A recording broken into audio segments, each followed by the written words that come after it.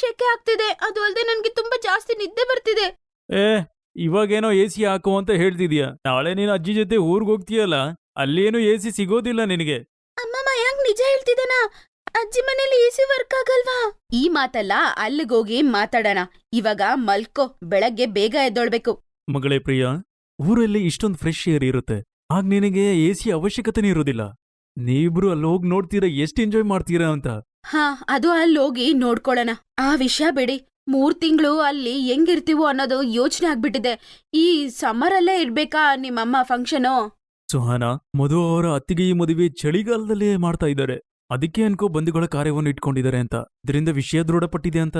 ಸರಿ ನಡಿ, ಎಲ್ಲ ಪ್ಯಾಕ್ ಆಗಿದೆ.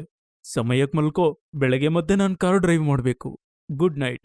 ವಿಂಟರ್ ಅಲ್ಲಿ ಇಟ್ಟಿರೋದು ಚೆನ್ನಾಗಿರ್ತಿತ್ತು. ಮನೋಜಿನ ಕುಟುಂಬದವರು ಗ್ರಾಮದಲ್ಲಿ ವಾಸಿಸ್ತಿದ್ರು. ರುಹಾನ ಮತ್ತೆ ಮಕ್ಕಳು ಫಸ್ಟ್ ಟೈಮ್ ಊರ್ಗ್ ಹೋಗ್ತಿದ್ದಾರೆ. ಸುಹಾನನ ಮದ್ವೆಯ ನಂತರ ಅವರ ನಾದ್ನಿ ಮತ್ತೆ ಅತ್ತೆನೆ ಅವ್ರ ಜೊತೆ ಇರಕ್ ಬರ್ತಿದ್ರು. ಆದ್ರೆ ಸುಹಾನಾಗೆ ಊರ್ಗೋಗೋ ಅವಶ್ಯಕತೆ ಇರ್ಲಿಲ್ಲ. ಮನೋಜಿನ ಮದ್ವೆ ಕೂಡ ಸಿಟಿಯಲ್ಲೇ ಆಯ್ತು. ಸುಹಾನ ಫಸ್ಟ್ ಟೈಮ್ ಮಕ್ಕಳ ಜೊತೆ ವಿಲೇಜ್ಗೆ ಹೋಗ್ತಿರ್ತಾಳೆ. ಅದ್ರಿಂದ ಅವಳಿಗೆ ಈ ಬಿಸ್ಲಲ್ಲಿ ಆ ಊರಲ್ಲಿ ಹೆಂಗ್ ಸೆಟ್ ಆಗತ್ತೋ ಅಂತ ಭಯ ಆಗ್ತಿತ್ತು. ಮಕ್ಕಳಿಗೆ ಎಸಿಯಲ್ಲಿ ಮಲ್ಗಿ ಅಭ್ಯಾಸ ಆಗಿರುತ್ತೆ, ಹಂಗ್ ಹೆಂಗ್ ಅಡ್ಜಸ್ಟ್ ಮಾಡ್ಕೋತಾರೋ ಗೊತ್ತಿಲ್ಲ. ಇದೇ ಭಯ ಮಕ್ಕಳಿಗೆ ಮತ್ತೆ ಸುಹಾನಾಗೆ ಇತ್ತು.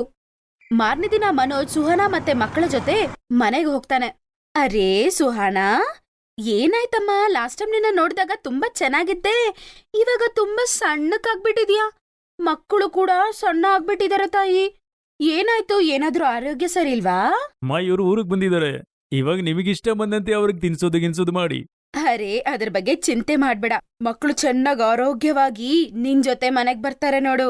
ತಗೊಳ್ಳಿ ಮಕ್ಕಳ, ತಣ್ಣಗಿರುವ ಲಸ್ಸಿ ಕುಡೀರಿ. ಏನಪ್ಪ ಲಸ್ಸಿ ಅಂದ್ರೆ ಏನು?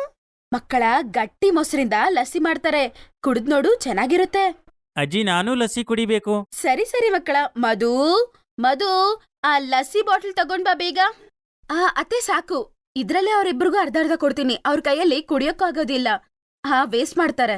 ಇಲ್ಲ ಅಮ್ಮ, ನಾನ್ ಕುಡಿತೀನಿ. ನಾನ್ ಪೂರ್ತಿ ಕುಡಿಬೇಕು. ಆಹಾ, ನನ್ನ ಮಗು ಫುಲ್ ಕುಡ್ದ್ಬಿಡ್ತಾನೆ. ಲಸ್ಸಿ ತುಂಬಾ ಒಳ್ಳೇದು ಮೈಗೆ. ಈ ಬಿಸಿಲುಗಾಲದಲ್ಲಿ ಮೈಯನ್ನ ತಂಪಗಿಟ್ಕೊಳುತ್ತೆ. ಇದನ್ ಕುಡಿದ್ರೆ ಶರೀರ ತಂಪಗಿರುತ್ತೆ. ಈಗ ರೇಸ್ ಇಡೋಣ. ನಿಮ್ಮಿಬ್ರಲ್ಲಿ ಲಸ್ಸಿ ಯಾರ್ ಫಸ್ಟ್ ಕುಡಿತಾರಂತ ನೋಡೋಣ. ಸುಹಾನ ನೋಡ್ತಾಳೆ, ಮಕ್ಕಳಿಬ್ರು ಗುಟುಗುಟು ಅಂತ ಲಸ್ಸಿನ ಕುಡಿದ್ಬಿಡ್ತಾರೆ. ಅವ್ರಿಗೆ ಅದು ತುಂಬಾನೇ ಇಷ್ಟ ಆಗಿರುತ್ತೆ. ತುಂಬಾ ಸಲ ಸುಹಾನ ಮನೆಯಲ್ಲಿ ಹಾಲು ಮತ್ತೆ ಮಜ್ಜಿಗೆ ಕೊಟ್ಟಿರು ಕುಡಿತಿರ್ಲಿಲ್ಲ. ಇಬ್ರಿಗೂ ಫೋರ್ಸ್ ಮಾಡಿ ಕೊಡ್ಬೇಕಾಗಿತ್ತು. ಇವತ್ತೇನಪ್ಪಾ ಅಂದ್ರೆ ಮಕ್ಕಳು ತುಂಬಾ ಇಷ್ಟಪಟ್ಟು ಲಸ್ಸಿನ ಕುಡಿತಾರೆ. ಅಜ್ಜಿ, ನಾನ್ ಫಸ್ಟು. ಅಜ್ಜಿ, ನಾನ್ ಫಸ್ಟ್. ಆಹಾ, ಇಬ್ರು ಫಸ್ಟ್ ಬಿಡಿ. ಇಬ್ರಿಗೂ ಬಹುಮಾನ ಸಿಗುತ್ತೆ. ಇಲ್ ನೋಡಿ, ನಮ್ಮ ತೋಟದಲ್ಲಿ ಬಿಟ್ಟಿರುವ ಸಿಹಿ ಸಿಹಿ ಮಾವಿನಕಾಯಿ. ಮಕ್ಕಳಿಬ್ಬರಿಗೂ ಮಾವಿನಕಾಯಿ ಇಷ್ಟ ಅಲ್ವಾ? Wow, mango. ಮ್ಯಾಂಗೋ ನನಗೆ ತುಂಬಾ ಇಷ್ಟ. ಸರಿ ಮಕ್ಕಳ, ಇದನ್ನ ತಣ್ಣಗಿರೋ ನೀರಲ್ಲಿ ಹಾಕಿ ಇಡೋಣ, ಆಯ್ತಾ? ಅದ್ರಿಂದ ಇದರ ಉಷ್ಣ ಎಲ್ಲ ಹೋಗ್ಬಿಡುತ್ತೆ, ಮತ್ತಿದು ತಣ್ಣಗಾಗುತ್ತೆ. ಮತ್ತೆ ಈ ಗಿಫ್ಟ್ ನ ರಾತ್ರಿ ನಿಮ್ಮಿಬ್ಬರಿಗೂ ಕೊಡ್ತೀನಿ. ಸರಿ ಅಮ್ಮ. ಮಕ್ಕಳು ಊರಿಗೆ ಬಂದು ತುಂಬಾನೇ ಕಲಿತಾ ಇದ್ದಾರೆ. ಸರಿ, ಮೊದಲನೇ ದಿನ ಅಲ್ವಾ, ಅದಕ್ಕೆ ಮಕ್ಕಳು ಇವತ್ತು ಏನು ಹೇಳ್ತಿಲ್ಲ. 2-3 ದಿನ ಆಗ್ಲಿ ಏನ್ ಮಾಡ್ತಾರೋ ನೋಡಿ. ಇವತ್ ರಾತ್ರಿ ಇವ್ರಿಗೆ ಎಸಿ ಇರೋದಿಲ್ಲ ಅಲ್ವಾ, ಅವಾಗ ಗೊತ್ತಾಗತ್ತೆ ಸಿಟಿ ಮತ್ತೆ ವಿಲೇಜ್ ಮಧ್ಯೆ ಇರುವ ಡಿಫ್ರೆನ್ಸಸ್. ಬಿಸಿಲು, ಈ ಸೊಳ್ಳೆಗಳ್ ಕಚ್ಚೋದ್ರಲ್ಲೇ ಅವ್ರ ತಲೆ ಕೆಟ್ಟೋಗತ್ತೆ. ಬಂದ್ ಹೇಳ್ತಾರೆ, ಅಮ್ಮ ಮನೆಗೆ ಹೋಗೋಣ ಅಂತ. ಏನತ್ಗೆ ಏನಾಯ್ತು? ಏನ್ ಯೋಚನೆ ಮಾಡ್ತಿದ್ದೀರಾ? ತಗೊಳ್ಳಿ ನಿಮ್ಮ ಲಸ್ಸಿ. ರಾತ್ರಿ ತಿನ್ನೋದಕ್ಕೆ ರೈಸ್, ದಾಲ್ ಮತ್ತೆ ಪರಾಟ ಮಾಡಿದೀನಿ. ಅದೇ ಸಾಕಲ್ವಾ ನಿಮ್ಗೆ? ಮಕ್ಕಳು ದಾಲ್ ರೈಸ್ ತಿಂತಾರೋ ಇಲ್ವೋ ಗೊತ್ತಿಲ್ಲ, ಅದಕ್ಕೆ ಮಟರ್ ಪನ್ನೀರ್ ಮಾಡಿದೀನಿ ಅವ್ರಿಗೋಸ್ಕರ. ಆಹಾ, ಸರಿ ಸರಿ. ನಾನೇನಾದ್ರೂ ಬಂದ್ ನಿನ್ಗೆ ಹೆಲ್ಪ್ ಮಾಡ್ಲಾ?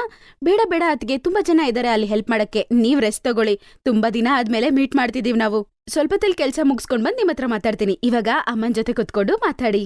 ಮಕ್ಕಳು ಊರಿಗೆ ಬಂದು ತುಂಬಾನೇ ಖುಷಿಯಾಗಿರ್ತಾರೆ. ಅವ್ರ ಅಜ್ಜಿ ಮತ್ತೆ ಬೇರೆ ನೆಂಟ್ರ ಜೊತೆ ಎಲ್ಲ ಸಂತೋಷವಾಗಿ ಅವರು ಆಡ್ಕೋತಾ ಇರ್ತಾರೆ. ರಾತ್ರಿ ಸಮಯದಲ್ಲಿ ಪ್ರಿಯಾ ಅಂತಾಳೆ, ಅಜ್ಜಿ ತುಂಬಾ ಶೆಕೆ ಆಗ್ತಿದೆ, ಎಸಿ ಆನ್ ಮಾಡಿ. ಅರೆ ಮಕ್ಕಳ, ನೀವಿಬ್ರು ನನ್ ಜೊತೆ ಮೇಲೆ ಬನ್ನಿ. ಎಲ್ಲರೂ ಮೇಲೇನೆ ಮಲ್ಕೋತಾ ಇದೀವಿ. ಅಮ್ಮ, ಎಷ್ಟು ದಿನಗಳ ನಂತರ ನಾವೆಲ್ಲ ಕೂಡಿ ಮೇಲೆ ಮಲಗ್ತಿದೀವಿ. ಖಂಡಿತ ತುಂಬಾನೇ ಒಳ್ಳೆ ನಿದ್ದೆ ಬರುತ್ತೆ. ಈಗಂತೂ ನನ್ ಕಣ್ಣು ಬೆಳಗ್ಗೆನೆ ತೆರೆಯುತ್ತೆ. ಮಧು, ನನ್ಗೊಂದ್ ದಪ್ಪವಾದ ಕಂಬಳಿ ಕೊಟ್ಬಿಡು, ರಾತ್ರಿ ಚಳಿ ಆಗುತ್ತೆ. ಸರಿ ಅಣ್ಣ. ಇಷ್ಟು ಸಲ ಹೇಳೋದು ನಾವ್ ಊರಿಗೆ ಬರೋಕ್ಕಿಂತ ಮುಂಚೆನೆ ಎಸಿ ಫಿಟ್ ಮಾಡ್ಸಿ ಅಂತ. ಇವಾಗ ನೋಡಿ ನಾವ್ ಹೆಂಗ್ ಮಲ್ಕೊಳ್ಳೋದು ಹೇಳಿ? ಇಲ್ಲಿ ನಿಜವಾಗ್ಲೂ ತುಂಬಾ ಕಷ್ಟ ಆಗುತ್ತೆ. ಸುಹಾನ, ನಾವು ನಗರದಲ್ಲಿರ್ತೀವಿ. ಮತ್ತೆ ಮಧು ಸ್ವಲ್ಪ ದಿನಗಳ ನಂತರ ಅವ್ರ ಮನೆಗೆ ಹೋಗ್ಬಿಡ್ತಾಳೆ. ತಾಯಿಗೆ ಏರ್ ಕಂಡೀಷನರ್ನ ಅಭ್ಯಾಸ ಇಲ್ಲ. ನಾನ್ ತಾಯಿಗೆ ಹೇಳಿದೆ, ಆದ್ರೆ ಅವ್ರು ಹೇಳಿದ್ರು ಅವ್ರು ಸ್ವಲ್ಪ ದಿನ ಇಲ್ಲಿರ್ತಾರೆ, ಸ್ವಲ್ಪ ದಿನ ನಮ್ ಜೊತೆ ನಗರದಲ್ಲಿ. ಆಗ ಏರ್ ಕಂಡೀಷನರ್ ಹಾಕ್ಸೋ ಲಾಭ ಏನು? ಇಲ್ಲಂತೂ ಎಲ್ರೂ ಮಾಡಿ ಮೇಲೇನೆ ಮಲಗ್ತಾರೆ, ತುಂಬಾ ಒಳ್ಳೆ ನಿದ್ದೆ ಬರುತ್ತೆ. ಇಲ್ಲಿ ಯಾರು ಎಸಿ ಹಾಕ್ಸೋದಿಲ್ಲ, ಎಲ್ರಿಗೂ ಮಹಡಿ ಮೇಲೆ ಮಲಗೋ ಅಭ್ಯಾಸ ಇದೆ. ಮತ್ತೆ ನೋಡು, ಮಕ್ಕಳು ಸಹ ತಾಯಿ ಜೊತೆ ಮಲಗೋದಕ್ಕೆ ಎಷ್ಟು ಆರಾಮಾಗಿ ಮೇಲೆ ಹೋಗಿದ್ದಾರೆ. ಸುಹಾನ ನೋಡ್ತಾಳೆ, ಅವರ ಅಜ್ಜಿ ಜೊತೆ ಮಕ್ಕಳು ಹೋಗಿ ಮಲ್ಕೊಂಡಿರ್ತಾರೆ. ಕತೆ ಕೇಳ್ತಾ ಕೇಳ್ತಾ ನಿದ್ದೆ ಮಾಡ್ತಾರೆ. ತುಂಬಾ ಶಾಕ್ ಆಗ್ಬಿಡ್ತಾಳೆ ಸುಹಾನ. ಮತ್ತೆ ಸ್ವಲ್ಪ ದಿನ ಆದ್ಮೇಲೆ ಅವರ ನಾದ್ನಿಯ ಫಂಕ್ಷನ್ ತುಂಬಾ ಚೆನ್ನಾಗ್ ನಡೆಯುತ್ತೆ. ಮಕ್ಕಳು ಊರಲ್ಲಿರೋವರೆಗೂ ಒಂದಿನಾನು ಯಾವ ವಿಷಯಕ್ಕೂ ಹಠ ಮಾಡ್ಲೇ ಇಲ್ಲ. ಆ ಊರಿನ ಶೆಕೆಯಿಂದ ಕೂಡ ಮಕ್ಕಳೇನು ಅಷ್ಟು ಕಷ್ಟಪಟ್ಟಿಲ್ಲ. ಸುಹಾನಾಗ್ ಅರ್ಥ ಆಗತ್ತೆ ಅವಳ ಯೋಚನೆ ತಪ್ಪಾಗಿತ್ತಂತ. ಮಕ್ಕಳು ಊರಲ್ಲಿ ತುಂಬಾ ಚೆನ್ನಾಗಿ ಎಂಜಾಯ್ ಮಾಡಿರ್ತಾರೆ. ಸಿಟಿಗಳಲ್ಲಿ ಬಿಸಿಯಿಂದ ತಪ್ಸ್ಕೊಳ್ಳೋದಕ್ಕೋಸ್ಕರ ಮಿಷಿನ್ಗಳಿರೋ ತರಾನೇ ಊರುಗಳಲ್ಲಿ ಈ ಶೆಕೆಯಿಂದ ತಪ್ಸ್ಕೊಳ್ಳೋದಕ್ಕೆ ಗಿಡ ಮರಗಳಿತ್ತು. ಸಿಟಿಯಲ್ಲೋ ಅಲ್ಲ ಗ್ರಾಮದಲ್ಲೋ ಮಕ್ಕಳು ಎಲ್ಲಿದ್ರೂ ಸಂತೋಷವಾಗಿರ್ತಾರೆ ಅನ್ನೋದು ಅವಳಿಗೆ ತುಂಬಾ ಸಂತೋಷ ಆಯ್ತು. ಅವಳ ಮನಸ್ಥಿತಿನ ಬದಲಾಯಿಸ್ಕೋಬೇಕು ಅಂತ ಅನ್ಕೋತಾಳೆ. ಮಕ್ಕಳ, ನಿಮ್ಮ ಜ್ಞಾಪಕ ಜಾಸ್ತಿ ಬರುತ್ತೆ. ನಿಮ್ ಜೊತೆ ಇರೋದು ನನ್ಗೆ ಅಭ್ಯಾಸ ಆಗ್ಬಿಟ್ಟಿದೆ ಕಣೋ. ಅಮ್ಮ, ಹಾಗಾದ್ರೆ ನೀವು ಮತ್ತೆ ಮಧು ಊರಿಗೆ ಬಂದ್ಬಿಡಿ, ಮಕ್ಕಳಿಗೂ ಚೆನ್ನಾಗಿರುತ್ತೆ. ಆ ಮಗ್ನೇ ಬರ್ತೀನಿ. ಸ್ವಲ್ಪ ಈ ಬಿಸಿಗಾಲ ಕಡಿಮೆ ಆಗ್ಲಿ, ಬರ್ತೀನಿ. ಮಕ್ಕಳು ಹೇಳೋದ್ರು, ಇರಿ ನಾನ್ ನೋಡ್ತೀನಿ. ಸುಹಾನ ನೋಡ್ತಾರೆ, ಆ ಹ್ಯಾಂಡ್ ಪಂಪ್ ಹತ್ರ ಮಕ್ಕಳು ನಿಂತ್ಕೊಂಡು ತಣ್ಣೀರಲ್ಲಿ ಮುಖ ವಾಶ್ ಮಾಡ್ಕೊತಾ ಇರ್ತಾರೆ. ಮತ್ತೆ ಖುಷಿಯಿಂದ ನೀರಲ್ಲಿ ಆಟ ಆಡ್ತಾ ಇದ್ರು. ಅವರು ಈ ಬಿಸಿ ಕಾಲದಲ್ಲಿ ಆ ನೀರಲ್ಲಿ ಸಂತೋಷವಾಗಿ ಆಡ್ತಿದ್ರು. ತಗೊಳ್ಳಿ ಮಕ್ಕಳ, ಚೆನ್ನಾಗ್ ಆಡ್ಕೊಳ್ಳಿ. ಸುಹಾನನ ಕಣ್ಣಲ್ಲಿ ಆನಂದ ಬಾಷ್ಪ ತುಂಬಿತ್ತು. ಎಲ್ಲಾರ್ಗೂ ಹೋಗ್ ಬರ್ತೀನಿ ಅಂತ ಹೇಳಿ ಅವಳು ಅವಳ ಸುಂದರವಾದ ಮೆಮೊರೀಸ್ ಅನ್ನ ಕ್ಯಾರಿ ಮಾಡ್ತಾ ಮಕ್ಕಳು ಮತ್ತೆ ಮನೋಜ್ ಜೊತೆ ಊರ್ಗೆ ಹೋಗ್ತಾಳೆ. ಮನೆಗ್ ಬಂದ್ಮೇಲೂ ಮಕ್ಕಳು ಊರಲ್ಲಿ ನಡೆದಿರೋ ವಿಷಯನ ಯಾವಾಗ್ಲೂ ಮಾತಾಡ್ತಾನೆ ಇರ್ತಾರೆ. ಇದನ್ನ ನೋಡಿ ತಂದೆ ತಾಯಿಗೆ ತುಂಬಾನೇ ಸಂತೋಷ ಆಗುತ್ತೆ.